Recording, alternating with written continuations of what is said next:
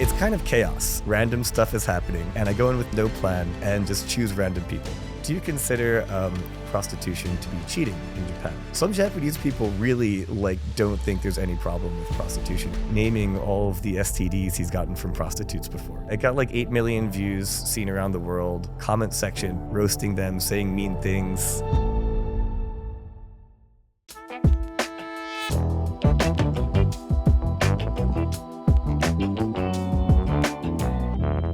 Welcome to Unpacking Japan. I'm Toby, and today we welcome Harri from Tokyo Interviews, or HarriBoi on Instagram, where you interview a lot of people on the streets of Tokyo and show what it's like beyond the common knowledge of Japan, what's it like in the streets of Japan and how people experience their lives in Tokyo. Thank you for coming. It's been very short notice, but we're glad that you could make it. How are you? I'm great. Thanks for having me here today. It's basically my first trip to Osaka officially. So it's great catching up here. It's a very amazing office, and looking forward to sharing some of my experiences about street interviews and my life in Japan. We'll dive into that. And usually I always start this off by asking a little bit about what brought you to Japan. What's your story that made you come all the way to Tokyo? Yeah, absolutely. So in case anyone's ever seen my interviews, you'll notice I'm behind the camera, sometimes speaking in Japanese rapidly. And I'll talk about how I learned Japanese. Basically, I started around 10 or 11 years old, just as a hobby, because I was always into languages. We learned Spanish in high school. I wanted to learn something far more complicated that could have an interesting cultural aspect as well. So Japanese is a great choice in case anyone else wants to learn a language. And yeah, it was really 4 or 5 years of just self-taught study, using all kinds of methods back then. It was YouTube, pirating Rosetta Stone, podcasts. I listened to Japanese 101 Oh yeah, the classic. Yeah, it's ancient times of Japanese learning. Was it still around? Yeah, I'm sure it's still around actually. And I met the it's funny, I actually recently met the owner, Peter, who does the podcasts. And I was like, that voice is so familiar. I was like, oh, it's from ancient times of learning that. So that's how I got started learning Japanese. And I actually, so it was a pretty long journey. I never actually really came to Japan until quite recently, 5 or 6 years ago. But I'd passed Japanese N1 around 10 years ago. So wow. It's all based off self-study. And then after that, I've 10 more years of still learning Japanese on top of N1. So I was able to leverage that to actually get a job here in Japan. So you got interested in just learning Japanese as a fun and challenging language first before being actually interested in Japan and wanting to come here. Yeah, absolutely. And the thing is, when you're learning the language, it's a bit tied to the culture as well. Once you're learning, you'll find anime and dramas that you can learn lines from. So you're okay, it's actually very worthwhile learning. But I didn't really know anything about Japan itself, to be honest. So when came the moment where you're oh, well, I speak pretty good Japanese and it's nice here back in New York, but I want to go to Japan? So I actually, when I was in college, I had a roommate who happened to be an international student from Japan. It was really my first experience talking to a real Japanese person. And that kind of pushed my Japanese to the next level to be super conversational. Mm-hmm. And I was yeah, I should probably take a trip to Japan to see what it's like, to see if I'm, if I can actually leverage my ability to have a good time. So you're probably one of the first that kind of came to Japan really speaking really well Japanese and feeling comfortable from the day or the moment you got off the plane. I would say it's a pretty unique situation, which is why sometimes it's actually quite hard for me to give advice to other foreigners about how they should come to Japan, how to learn Japanese. I really spent a long time of secluded study of mastering the language just for my own enjoyment, before coming here. So I think my experience is actually quite different.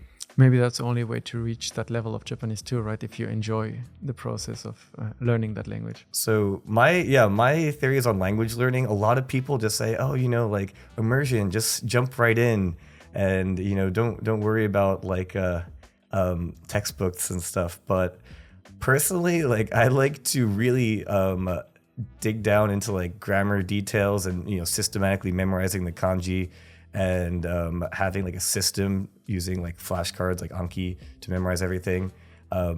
And now that I'm, say I'm in Japan already, I'm like too busy having fun and stuff to actually Study, yeah. to actually study it. I feel like that actually caps a lot of people's language learning, is because once they're here, they actually don't want to study that hard. So in my opinion, I think it's good to have a strong foundation before coming to any foreign country. What was the moment then on your first trip where you decided like, oh, actually it's pretty cool here and I speak the language already, so let's try moving and finding a job? So I would say my first official trip to Japan was, I told you I had that roommate who I spoke Japanese with, and he lived in Kobe. Mm-hmm. So I went with him to a trip during the summer, like back to his hometown, and hung around with him and his friends. And I did realize, I will say, just the reaction of Japanese people being like so friendly and surprised at me just speaking Japanese was very, very fulfilling and satisfying, I gotta say. So it was like, back in America, maybe if I just speak English, hey, I'm just another person that speaks English. Mm-hmm. But here it's like it's like a super talent or something to be able to just pull that off. So I was like, okay, it might be worth it to come here for staying long term one day. Now you work as a data scientist for a pharmaceutical company. Yeah. How did you find that, and how is it like to work in this kind of very corporate environment in Tokyo? Yeah, I'll give you a quick rundown. So after graduating college, I actually went back to graduate school to study math and statistics. And I was very interested in like technical things like programming. So I taught myself this language called R, which is a statistical programming language for data science. And I just really wanted to get a job doing that. So actually, I wasn't even set on Japan. Like, there's a lot of data science jobs in America as well. I was just applying everywhere. And I saw on like an ad online for an office in Tokyo for like a quantitative analyst type job in consulting. And I just applied for it along with the rest of my applications. And they ended up, really liking me. I passed a bilingual interview and a, programming skills test and everything. And they gave me a job offer. And they offered to pay for my plane ticket and, sponsor my housing. And, it's really, if you have that kind of offer lined up, it's extremely easy to get yourself to Japan. Like, they took care of pretty much everything. So it's a great opportunity. A lot of people kind of have to face the challenge of, okay, I got a ticket to Japan, maybe I have a language school, maybe I have an ALT job lined up, or maybe some others. And some people don't have a job, right? So they come on a working holiday visa. And then figuring everything out while you're here is definitely possible, and a lot of people do it, but it may take more time to settle in. Yeah, so I think there's like two levels of moving to Japan. One, kind of without a plan, you just really like the culture, you want to see what happens. So mine was more, premeditated in a sense that I had this job lined up. And once I got that job, it was actually a very great company. Like, it was a pharmaceutical focused consulting company. Okay. So that's kind of my introduction to being in the pharmaceutical space. And so once you have a job like this in Japan, I will tell you something. Like, recruiting companies will send you emails on LinkedIn constantly, trying to send you somewhere else. And I think a lot of people have had this experience. So once I realized that was happening, I kind of just checked my inbox and followed up on a recruiting email, and it ended up working out. They placed me in a large pharmaceutical company. It's like a German pharmaceutical company in Japan, and they had like a really great working environment. They let me do my job as a data scientist. So it was in Japan, and mostly Japanese colleagues. So it all turned out to be a very good situation for me.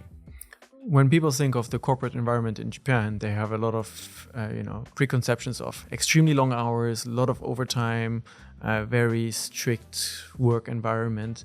Does this resonate with you, or do you have a completely different experience? Absolutely not. And it's funny because people talk about it's called black companies, which means people are overworked or like power harassment. I have never experienced or seen any of this, so I just can't speak on it. Like, my company, people are extremely nice and respectful to everyone. They're all extremely competent, and on top we have male and female representation. It's pretty even in the strategy departments. I think part of it might be like we do have a German code of ethics about social welfare and human rights. I don't remember everything, but it's kind of passed down from global, which I do think affects the inner working environment. Even though pretty much most people on site are Japanese. Everyone I deal with is generally Japanese with like, you know, sometimes low to high level of English. It depends. So yeah, definitely I have a different experience than those people. When you studied data sciences and so on in the US, and I can imagine maybe there are specific ways to process things in the United States and maybe a more fast-paced decision-making where you just go and you move forward. When you are now working in a Japanese corporate environment, do you notice any way that is maybe different than what you've learned in terms of how they process data and how they structure the work of a data scientist? I think things move a little bit slower. It's hard to compare it to the US specifically because I never worked in the US actually. But I can compare it to like the consulting environment because I worked in that, and everything's very fast paced and about meeting deadlines. In the kind of pharmaceutical space or maybe other Japanese companies that employ data scientists, things move a bit slower. And sometimes there's a disconnect between the data governance departments and kind of the data science analysts, and the deadlines aren't as tight, which on one hand is a good thing. I think as a data scientist, part of it is being creative to try and come up with solutions that might not have answers you can meet on tight deadlines. So that part I actually appreciate about it. But yeah, sometimes I think it might move slower than possibly the US, where data science is much more established than in Japan. You've been now, you said you arrived like 5-6 years ago, and you've been working this corporate environment. When came the time where you decided to start interviewing people on the streets? So that actually happened quite recently. I think it's been about 6 months since I officially started. And I wasn't even sure exactly what I was going to do. I just wanted to create some content. I first started out by having a podcast studio that I kind of built in my house. And I just wanted to also, get other people's perspectives on living in Japan and just talk about topics.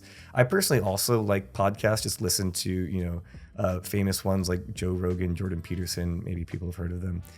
But I just kind of wanted to go on some kind of content creation journey.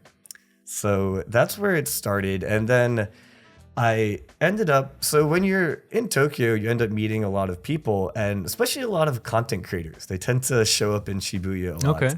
And I ended up meeting some guy, and we just have a casual conversation. I told him, oh yeah, I make content. He's like, oh yeah, me too. And he became my friend Curious Isaac. He became my collaborator. And his thing was he had this camera setup where he just go around interviewing people by asking like controversial questions on the street. And I was like, I never really thought of doing that. So I kind of just joined him, and I would use my cell phone at that point, and he would use his camera, and we would that was my first introduction to doing it. I kind of learned a lot from his style and used it for my own eventually. So what's your approach now? Let's street interview. Like if you define it simply, it's probably you just go to talk to someone on the street and ask them a question, right? The very basic of it. But how do you select the topics? How do you select the interviewees? How do you approach them? So I think it's a combination of things, right? On one hand, it's kind of chaos. I just show up to a place where there's a lot of foot traffic, random stuff is happening, and I go in with no plan and just choose random people. That's like the baseline. But of course, I also have some planning involved. So basically, if someone's fashion is very cool, which happens all the time in Tokyo, people are like dressed to the nines. Girls have like super makeup and like gothic or all kinds of fashion on. I'll ask them if they want to do an interview. I'll say like, hey, I'm a fashion interviewer or something, and they're like, oh yeah, of course, that's great. And get an interview like that. Or sometimes I'll come in with some topics I have in mind.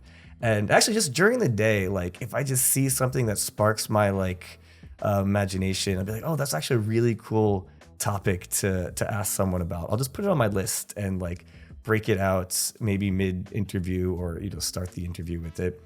But I can say my main method is I just have a basic way of starting an interview. I'll just be like, hey, I want to ask you a few things about Tokyo or culture. So like, can you tell me what prefecture you were born in? It's like how I started. They'll say, oh, this prefecture. Like, can you tell me one thing like you could represent about that prefecture? What do you like about it?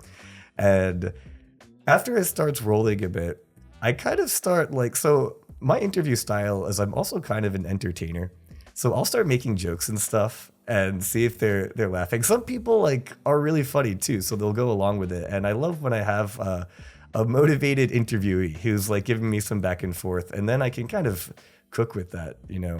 Because I don't really need to go in with a set list of questions. But there are some that just like, because I want someone to tell their own unique story, right? I don't go around with this narrative I'm trying to push. So another one I like to ask is just like, what's your special skill? Something. And they'll just tell me the thing that they're best at. And sometimes it's really funny. Sometimes I'll have them demonstrate it. And it just helps people tell their story. So I can imagine you go talk to a lot of people, and a lot of people, I mean, Japanese people especially maybe have this image of being a bit shy and they don't want to talk too much. How do you get them to be so open and to just interact and engage with you when you walk up to them? So a couple of things. One, I'm going to call this interview selection bias. So, of course, it's much easier to go up to people who look like they're already having fun, which is why I spend a lot of time in Shibuya, Center-gai, and Kabukicho and Shinjuku. So these are areas where people are already outside drinking and having fun. And I kind of just join them. Like, I don't even show up as an interview. I'm just going to join them for a drink, you know? And then sometimes I'm like, oh, by the way, I'm doing an interview. Like, you seem cool. How about we do an interview? And so, selection bias is a huge thing because I'm not going to go up to like super shy looking Japanese people that are probably going to be uncomfortable on camera. I don't want to make people uncomfortable. So that's part of it. So you kind of select a little bit the people based on if they look interesting to you, if they have something, or if they seem like they would be open for an interview, and you go in with no plan. For you and all your experience you've done now in the last 6 months, you interviewed hundreds of people on the street. What makes a good interview? So the main thing I would say, if someone is willing to say something crazy and unexpected, some kind of contrast between the original question and what they come up with, that will make an interesting interview. In interviews, it's still kind of like a story, right? The person's listening in. So I think it's the unexpected answers, which is why I try and like mix things up. I don't like to ask like straightforward questions sometimes. I'll ask kind of curveball questions. And the most rewarding thing is when they give me some answer that I know like no other interviewer would have asked that question and they wouldn't have gotten this type of answer. So that's how I kind of do like kind of possibly viral interviews. So the unexpected answer to a typical question is kind of what makes an interview go viral? In my opinion. You've had a few of those that you post on your Instagram account. You also post them on YouTube and TikTok.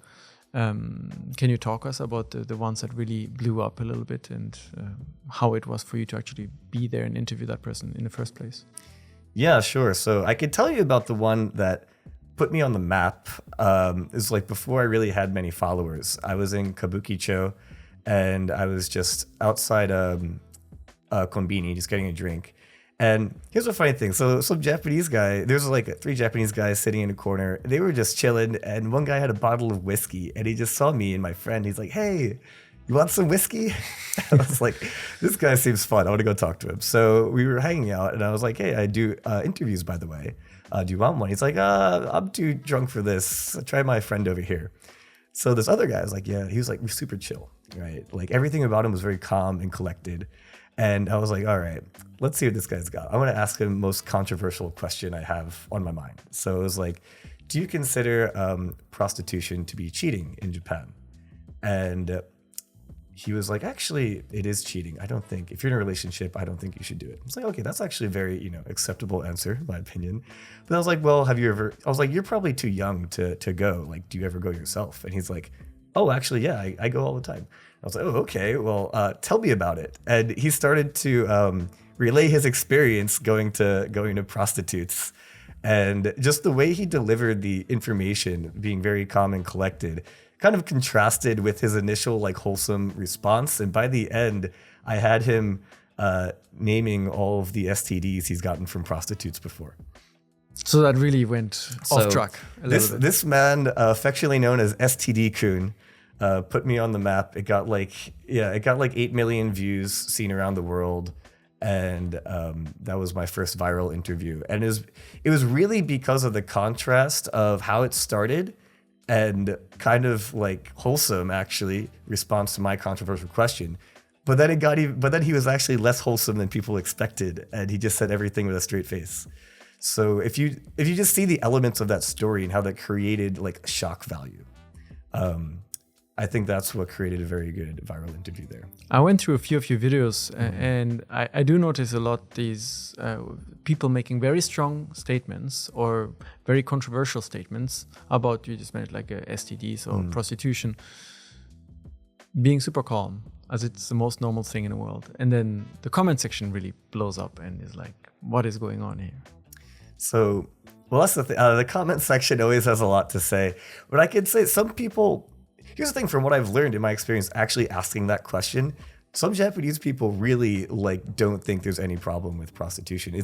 I'm sorry to people who think that's like unethical, but it's just some cultural aspect that not everyone, but a lot of people seem to follow here. So you will get totally calm responses about it, like prostitution not being cheating.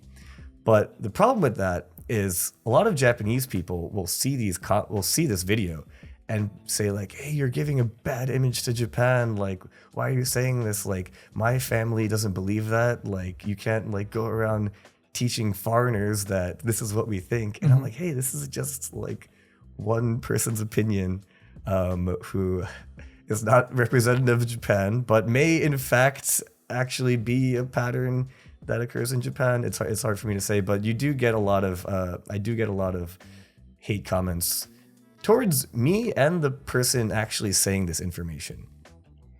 Do you sometimes have to talk with them about the possibility that the videos go viral, that they get a lot of comments, or is this just a very natural process where they engage with it and don't really think much about it? Are you talking about the subject of the interview?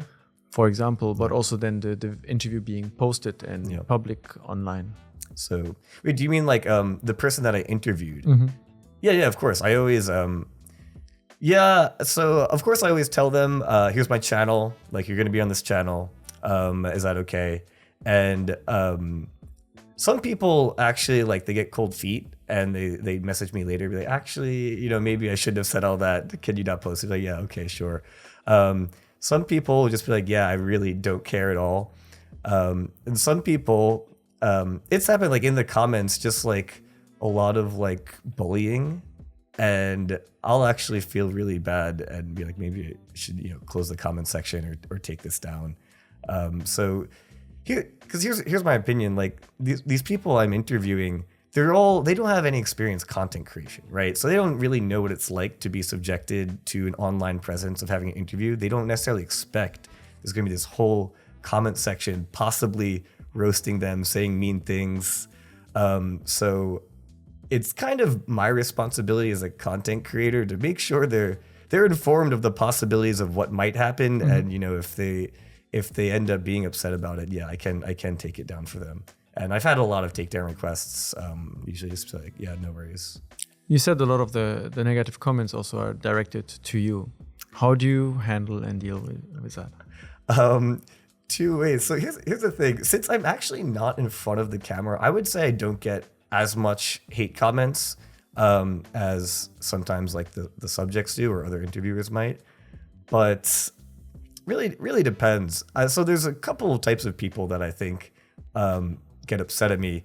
I think the main one is Japanese nationalists who think I'm giving a bad image to Japan by interviewing people whose opinion they think doesn't represent Japan and is like not good, essentially. Kind of like the interview I just recently talked about. And they'll say like, they'll say things like, get out of Japan, like, why do you hate Japan? I'll be like, I don't hate Japan. I'm just interviewing these people. And Sometimes I'll respond because I do respond to a lot of my comments, especially if like a hate comment triggers me. I'll like clap back at them a little bit, and especially some like I asked a lot of girls about cheating culture in Japan, and I don't tell them what to say, but a lot of girls will be like, yeah, like Japanese guys cheat, and like I wouldn't date a Japanese guy because they cheat. Usually, like a lot of international girls say this also. Yeah, I didn't tell them to say that, right? But it's kind of like a pattern that shows up on my video, and like some Japanese people comment like, "Why are you giving Japanese men a bad reputation on your contents? Like, do you hate Japanese men? Did something?" I was like, "No, I don't. I don't know what to say. Like, this is just a question that I think is interesting that I'm asking people." So it's the internet blowing things out of proportion a little bit. One person's personal experience or opinion kind of taken and generalized. Some people get cold feet, is what you said a few minutes ago. Yeah. And I imagine that, you walk up to a lot of people that seem interesting, but not every single one of those interviews turns into a great story or something that is worthwhile maybe sharing. How many do you have to film or that you cannot use, for example? Yeah, so there's a couple of patterns. Sometimes the person says yes to an interview, but during the interview, I could tell they didn't know what they signed up for. So their answers are getting kind of like timid and they don't really have much to say. So I'm like, hey, we can end the interview. Don't worry about it. Like, thanks for participating. And I won't use that footage. That happens sometimes. Sometimes I think the interview actually was very good, but they overshared in the interview. Because sometimes, like, my interviews are actually usually very fun. Like I said, I'm entertaining. So I do get people to say a lot of stuff on camera just because it's interesting. And then they'll realize, like later, oh, maybe I've said too much and text me. Or maybe not even said too much. Sometimes they're like, oh, I forgot. Like, I actually was pretending not to be out at this hour. Like, I don't ask them like follow-up questions like, oh yeah, like I wasn't, no one was supposed to know I was here, so can you please not post that interview? I'm like, hey, yeah, no worries. But for all kinds of reasons, someone might ask me to do a takedown, or maybe they were like too drunk or something, which happens. So just send me a DM. And you often post like a very like short form, like answer to one question or two questions. But you start by just asking general questions. From which prefecture are you? What's your special skill? Just to get them to talk. Yeah. How long do your interviews usually last, and how much do you end up kind of using of that? Yeah, that's a good question, because so if the person's pretty interesting and they want to keep going, I will just keep cooking up new questions, and they can go from like 6 to 10 minutes. But Instagram, you want to do like a 1-minute interview, so I'll just end up being able to make like a 1-minute reel out of that. Recently, it's actually boosted up to 3 minutes, so I can technically make 3-minute reels out of these, but that gets a little bit long, I think, for some people. So yeah, I think for a 10-minute interview, I could probably use 3 minutes. For a 3-minute interview, maybe 1 minute's usable. It's hard to define the ratio, but that seems to be my experience. Yeah, because like I was saying, a lot of the initial questions also, it's really leading up to the good stuff. Once someone kind of gets comfortable and they've talked a lot, they're down to open up a bit more. And sometimes that's where all of the good stuff comes in. So maybe, even the first, a lot of it's just not even, interesting or usable. Do you have like an example of another story or another interview that took a while to get going, but then eventually the turnaround was really interesting? Oh, okay. Let me think. That's hard to come up with. It's just usually like the first 4 or 5 minutes, because I have to learn about the person while I'm interviewing them as well, right? So once maybe they gave me a good response, I'm like, oh, let me drill down on that. And like, that's actually our interview, was this one thing that I learned about them during it. Hard to come up with a specific one now. Is there a big difference, because you interview both Japanese people and foreigners alike?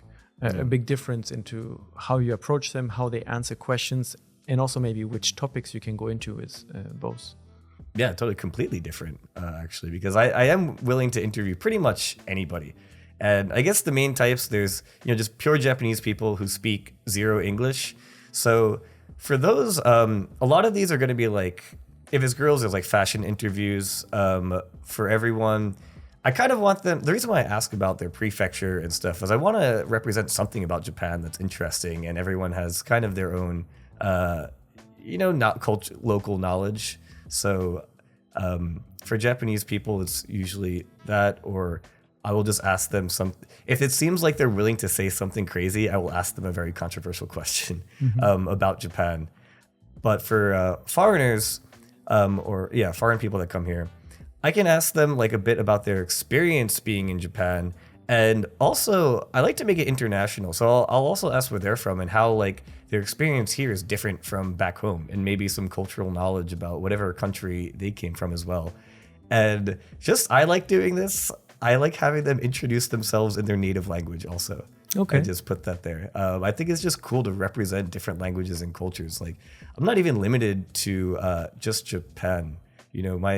My idea of like Tokyo interviews is that it's not just about Tokyo or Japanese people, literally just all kinds of people that come to Tokyo and a bit about their experience. Kind of where everyone mixes together in Shibuya, in Golden Gai, or these kind of nightlife areas. Yeah, because these are very international areas as well, actually.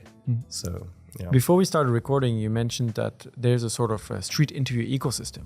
And you started this about 6 months ago, but some other YouTubers or interviewers have blown up before that, and there are many channels just interviewing people on the street. Can you talk us through this?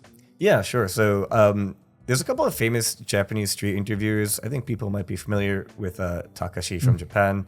And I have another friend, Yo-Yo Japan, who kind of started around the same time I did.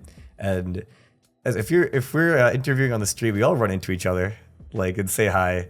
And but everyone, I think, has their own interview style. So like I've collaborated with Yo-Yo Japan a bit, and he does more of like cultural things about Japan and towards people who are interested in traveling to Japan, and I would say less controversial things.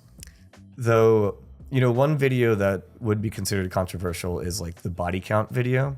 So I don't know if I think a lot of interviewers have done these. But basically just like going around to a bunch, maybe like 10 or 20 people and just saying like, what's your body count in Japan? And these videos will go viral. They're basically guaranteed to go viral, but they will get a lot of hate comment on both sides. So I think he's done one of those. And basically, I think interviewers, we all kind of know we're trying to accomplish the same thing of just talking to people and get good content. So there's no like territoriality really. I haven't had any arguments. I think we're all friends. So people maybe, this is my neighborhood. I interview people in Shibuya, and you go to Shinjuku, or I'm in Harajuku, and these kind of.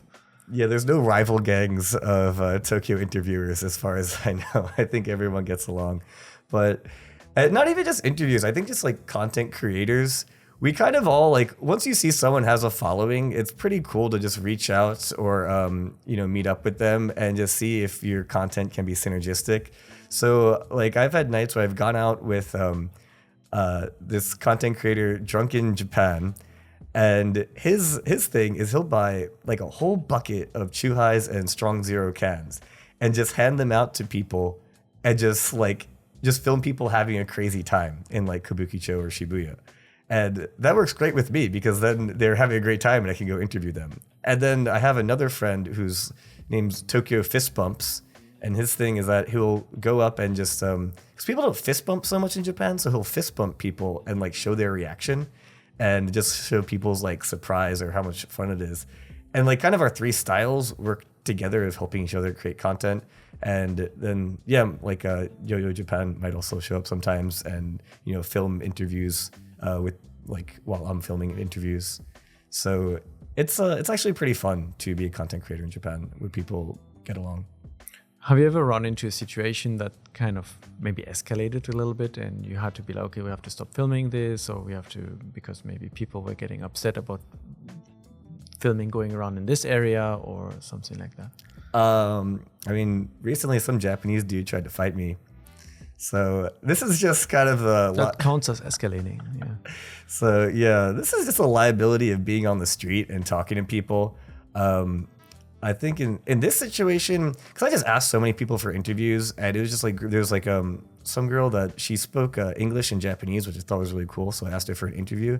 But anyway, she was with a group of like some other girl and some like little Japanese dude who immediately like ran up to me. He's like, "Hey, how come you're only interviewing the girl? You don't want to interview me too?" And I was like, "Oh, actually, I'll interview you too." And he's like, "Nah, like, get out of here, man. Like, I don't want to talk to you." I don't know. He was just trying to fight with me in Japanese. But I tried to like de-escalate the situation, but he actually like wouldn't leave. I was surprised because he was like a really tiny Japanese dude. And you're pretty tall. Like, I mean, I don't know if he just wanted to blow off some steam, but he kind of like started pushing me, and I felt like he wanted to fight, but I was like, "Look, I'm not gonna fight you, dude. Just go." He's kept like, not worth the trouble. For me, it's not worth the trouble. I have a lot to lose because, you know, I'm a foreigner in Japan. I think Japanese guys think they can get away with just attacking like a foreigner and blaming the entire situation on them.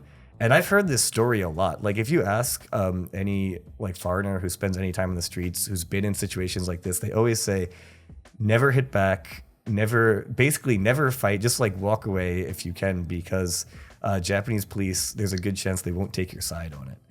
So I think it's very important to learn how to de-escalate situations and recognize if you think some Japanese dude is going to have it out for you.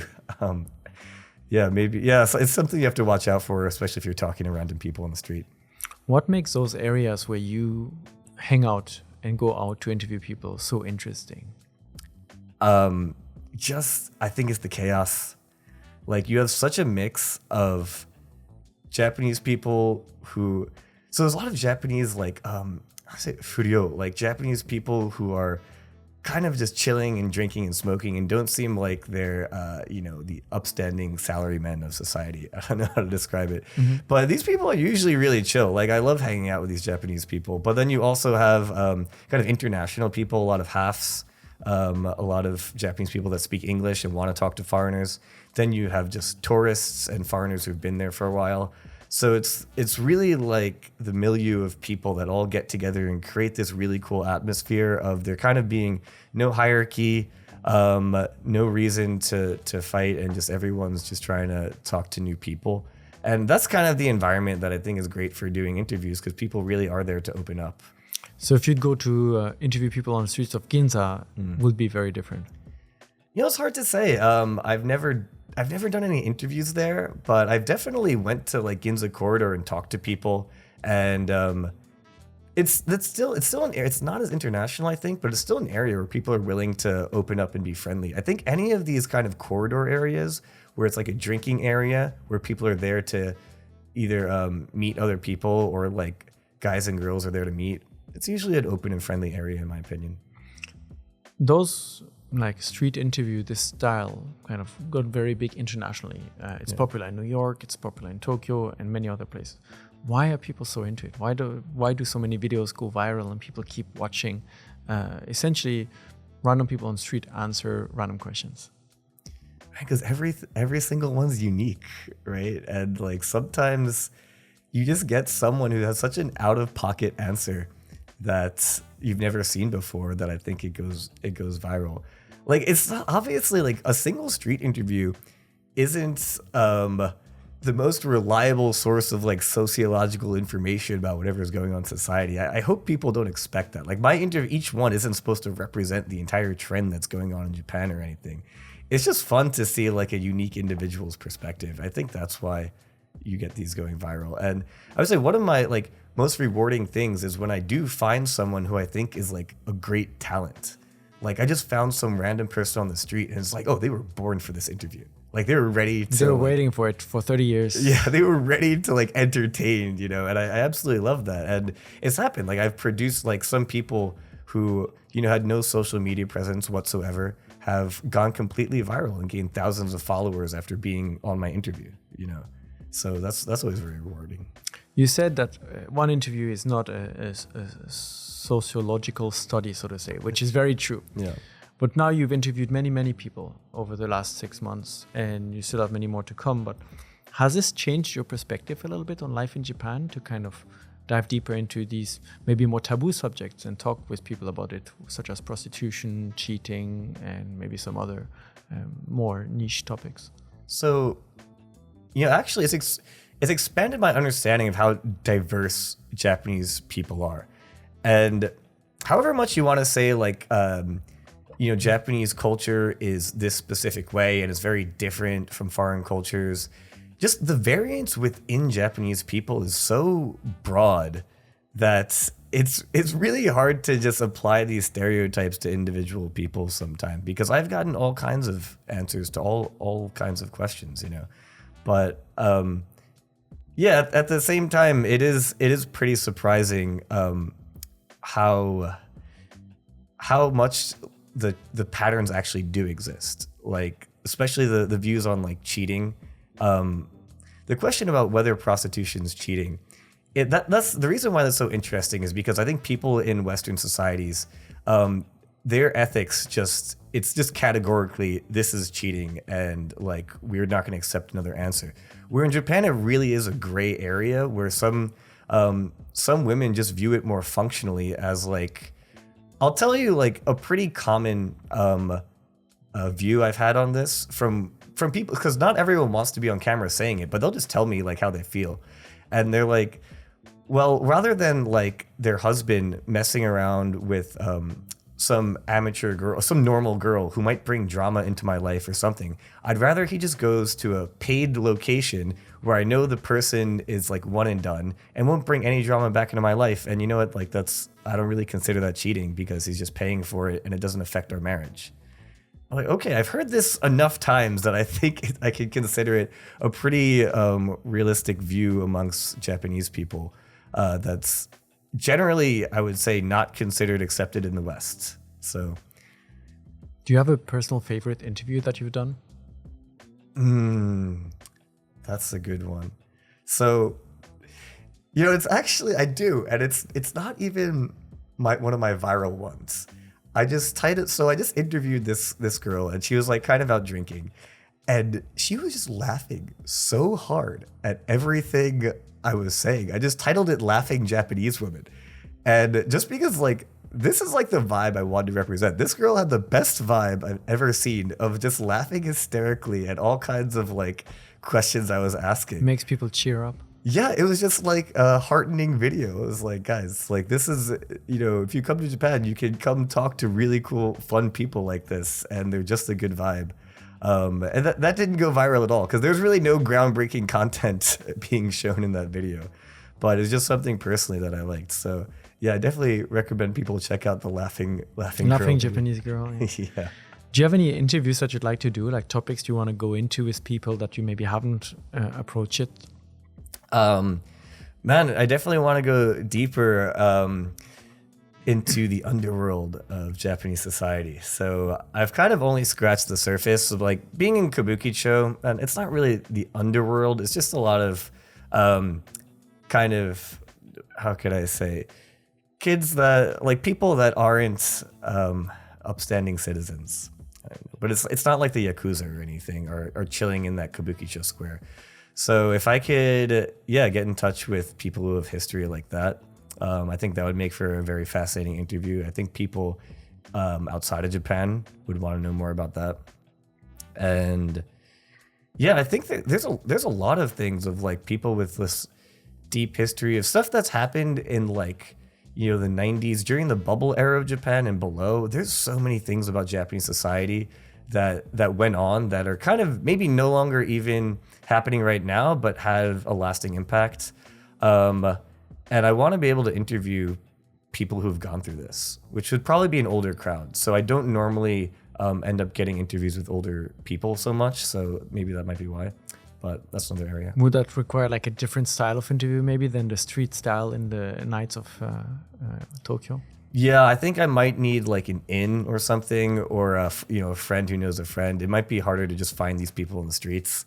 I do like tatted up people, so I will ask people with tattoos about their life, but a lot of them aren't like gang connected necessarily. They just have cool tattoos. So. Yeah, the younger generation is kind of different, right? They just enjoy it, and I've seen you interview a tattoo artist as well.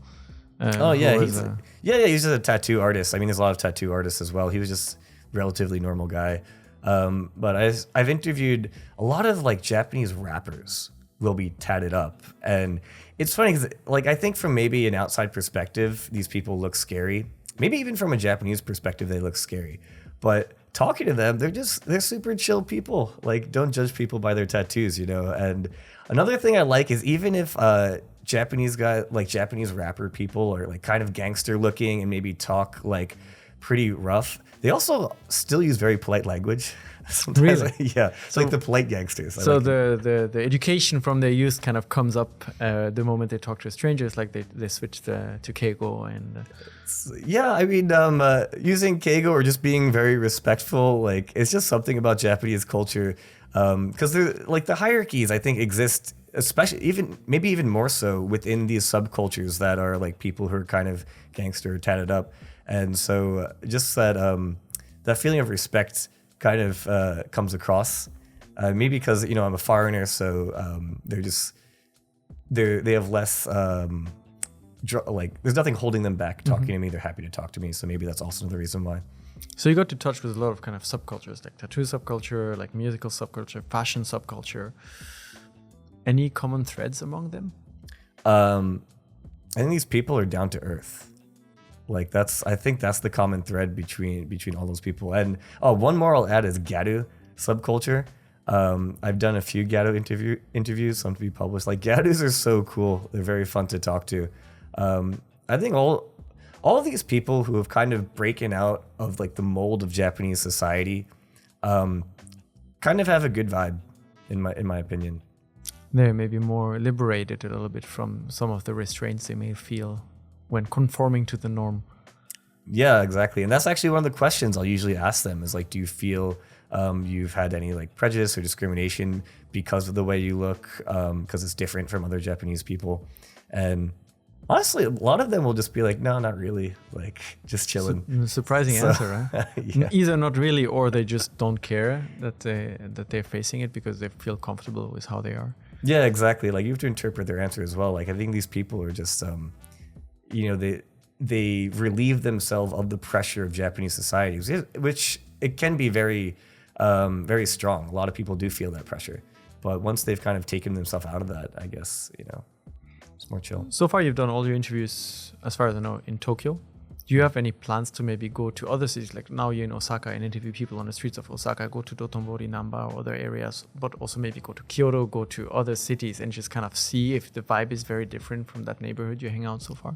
Yeah, that's my plan. I mean, of course, if I travel anywhere, I'm bringing my camera. So I've already done a few interviews in Osaka, found some great talent on the street. So yeah, I love doing that. If I travel anywhere for any reason, I'm definitely going to be doing interviews to represent that neighborhood. So how do you balance now this kind of content creation that you got interested in and have been doing, and that's kind of picking up pace through viral videos, and your full-time job as a data scientist? Is it like difficult to kind of keep a balance between doing both and making time? Yeah, it's all about crunching time. And since I work remotely as well, so it's a bit more flexible to be able to edit videos and do my data science work. But definitely like my free time has just been used up for editing videos. So it's kind of on the weekends. Generally, I'll go out to Shibuya or Shinjuku or wherever my destination is to film.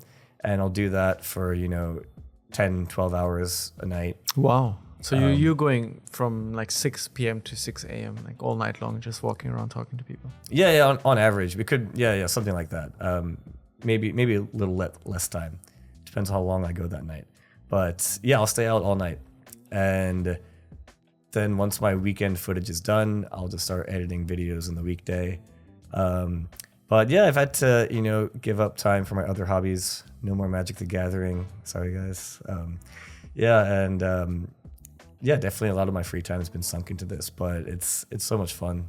And editing videos is like a creative process too. So I've gotten really into editing and videography as well. So making the videos better, the interviews more snappy.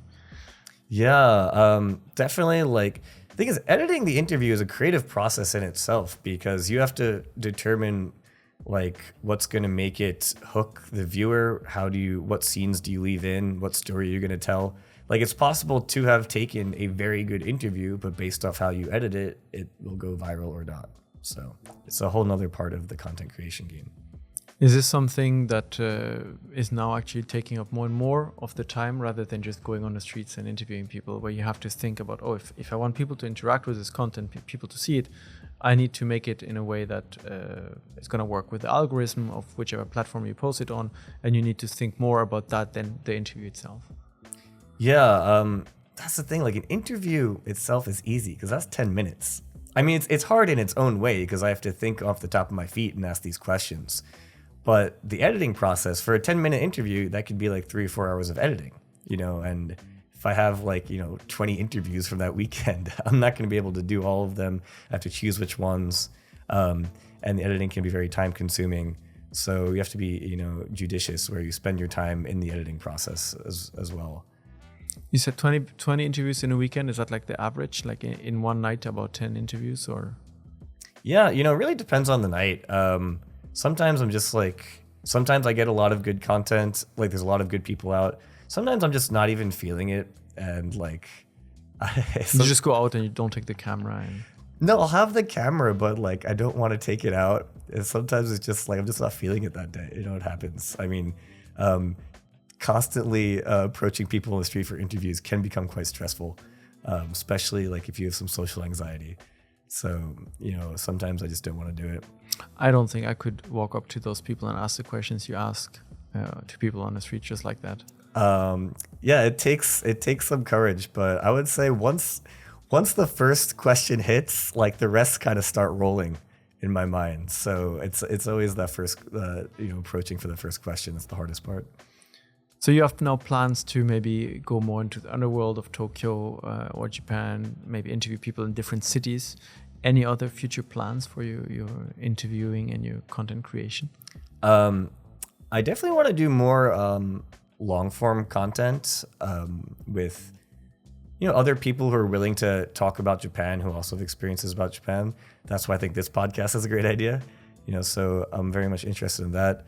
And I also am very interested in videography. So I've been doing this Tokyo interviews format for a while, and it's pretty consistent, but I would like to expand to more artistic video portraits of people in different scenes.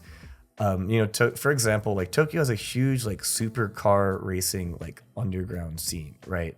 And I know one of my friends who runs Plus Podcast, he's actually a professional at doing videos for these supercars and making it look really cool and interviewing people.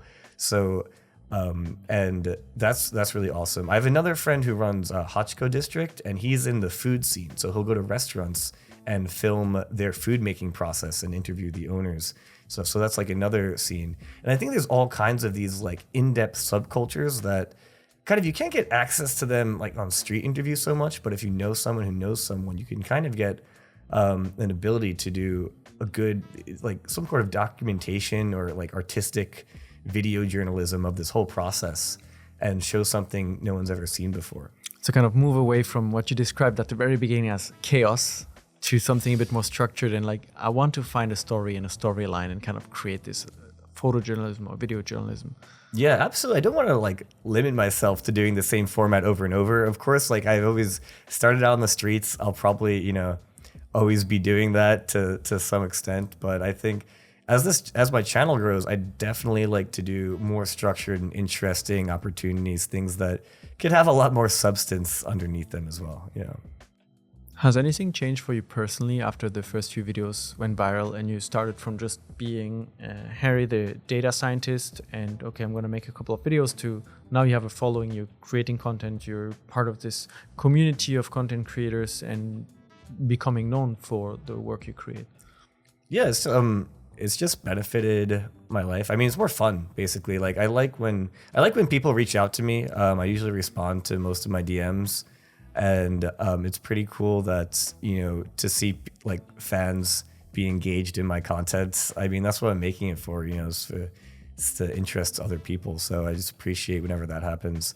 Yeah, I can't say there's been any huge change. I haven't really gotten any crazy opportunities so far, just like cool people reaching out. So hopefully as I grow my channel, I can, collaborate with other people, maybe, foreign content creators or Japanese content creators. And that's pretty much what I'm looking forward to. So looking back at your experience now, if someone listening to this is also like maybe interested in getting into content creation, maybe doing street interviews, do you have any advice you'd like to share with them? Yeah, I think you gotta bite the bullet and just start doing street interviews. So it's actually, you can have a very low budget setup, right? Take your phone and maybe get a Rode wireless mic or DJI mic that I use, and the clip-on ones. Yeah, the clip-on ones. And just start asking questions. The hardest part of starting is really just going up to random people and saying like, hey, I'm a street interviewer, can I ask you a few questions? But I think if people are interested in it, I totally recommend it. And hey, you could come out with me and we could do street interviews together. I think it's just a fun thing to do. And yeah, you don't need to invest in an expensive camera. I actually only invested in like an expensive camera after doing street interviews on my phone for a while and realized, okay, I have some proof of concept here to actually do good stuff. I kind of want to up my game. Like you can start really low budget. Thank you, Harri, for sharing your story. We talked about a lot of things so far, a little bit your journey to Japan and your job as a data scientist and street interviews. Is there something that we haven't covered? Maybe a question that I should have asked, that a curveball that I should have asked and that I didn't, that you feel like you'd have an interesting answer or something to say about? No, I mean, we covered so much, actually. Like more than 10 minute street interviews. Yeah, man, I love long form content, so happy to answer all your questions. Well, thank you very much for sharing and for coming here today on short notice to Osaka and tell us all about street interviews. It was really fun meeting you and to hear what's it like going on the streets and the perception people have and misconceptions people have. So thank you for sharing. Thank you everyone for listening and for watching this episode. This was Unpacking Japan and we'll be back next week. Bye.